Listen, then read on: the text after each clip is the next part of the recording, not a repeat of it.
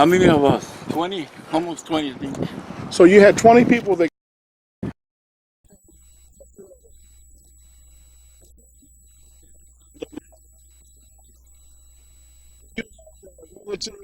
still everybody leave. No, over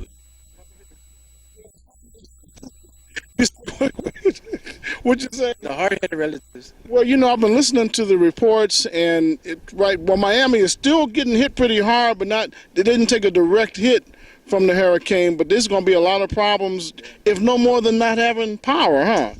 Yeah, just the power, probably, but yeah, there's still houses around. They've been blown up. The roof and everything went out.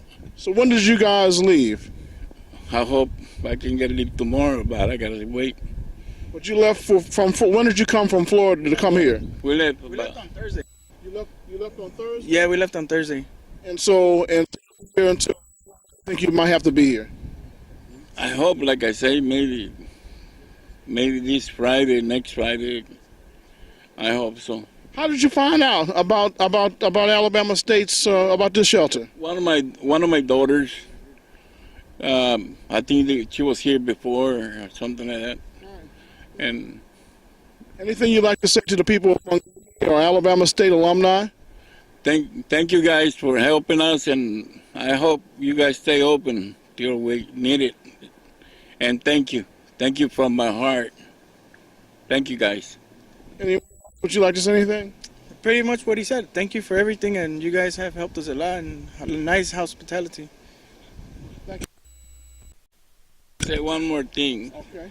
If you guys ever run into anything, we're waiting in Florida, South Miami, anywhere that you guys want to go. We'll be there waiting for you guys, okay? With our hands open. And you're with? I'm with the American Red Cross of Central and East Alabama. And so how long have you guys been here? We opened up on Thursday, and we've been open since then.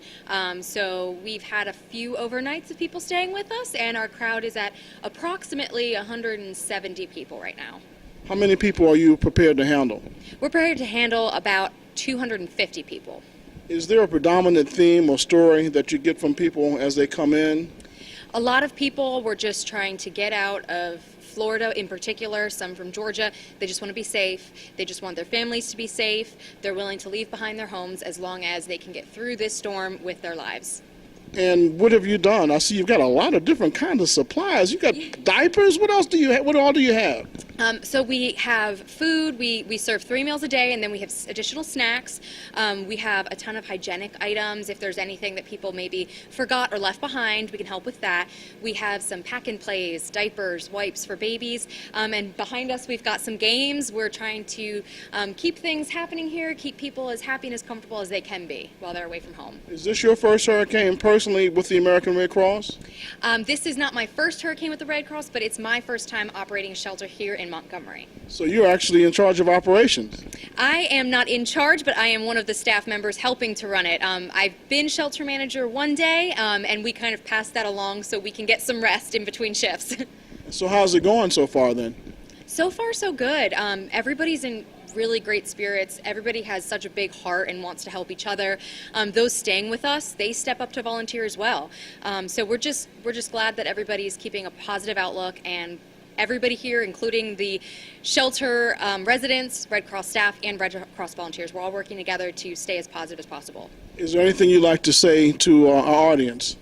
If you've ever thought about volunteering with the Red Cross, please do so. This is obviously a time where you see us out opening shelters, responding to disasters, but we respond to local disasters every single day. And we need your help 365 days a year, not just the week that we're open with a shelter. So please visit redcross.org. If you can't give your time, please donate.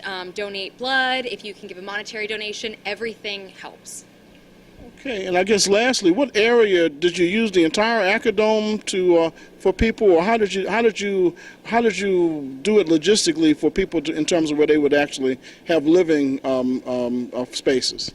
Well, we had to work with ASU to find the best accommodation. So right now we're in the surrounding area of the building, the outer edge. The floor is currently being refinished, so we don't have access to that.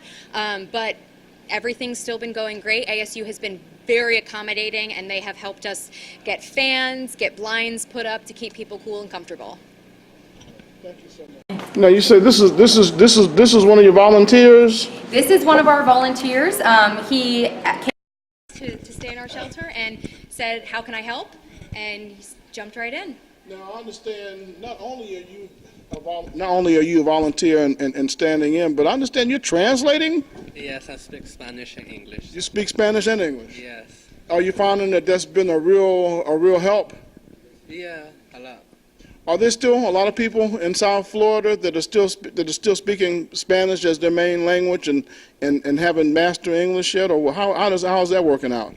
Like they don't speak English, so I help them translate to like she speaks English to me, I speak Spanish to them, and they speak Spanish to me, and I speak English to them.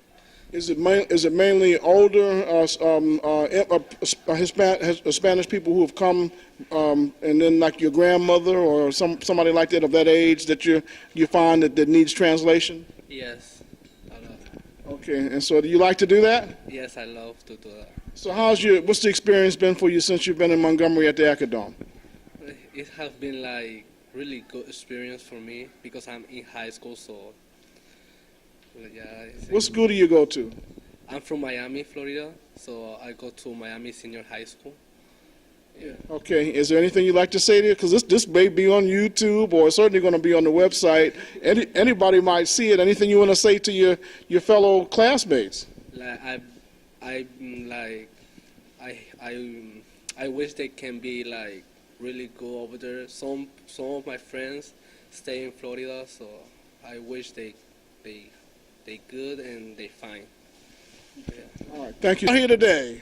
Well, we're at the Alabama State University Acadome because we have donated it to the American Red Cross to help the evacuees from Hurricane Irma have a home away from home. And we don't call them evacuees here at ASU. They're our special guest. We're honored to have them. We try to use the golden rule in everything we do. And we're welcoming these folks. We've got a number of things we're giving to them to help them out, and we encourage everybody to be very safe. We've closed the university for Monday and Tuesday because the tropical storm will be reaching as far north as where we are right now. So we ask everybody to please be careful, do all the things you need to do in order to be safe, and if you need shelter, please come here to Alabama State University. What gave you the idea to do this? Well, the University Board of Trustees and the President did it because it's the right thing to do.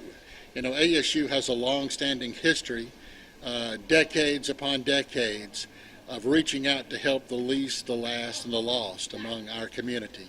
And that's why we're doing it, because it's the right thing to do.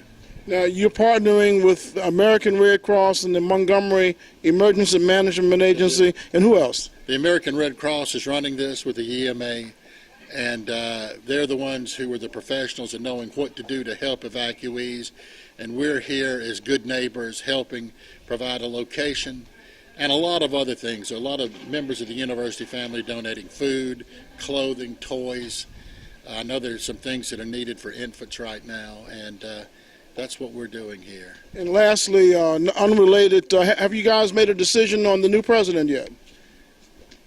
The Board of Trustees selected a new president on Friday, the Honorable Dr. Quentin T. Ross, Jr.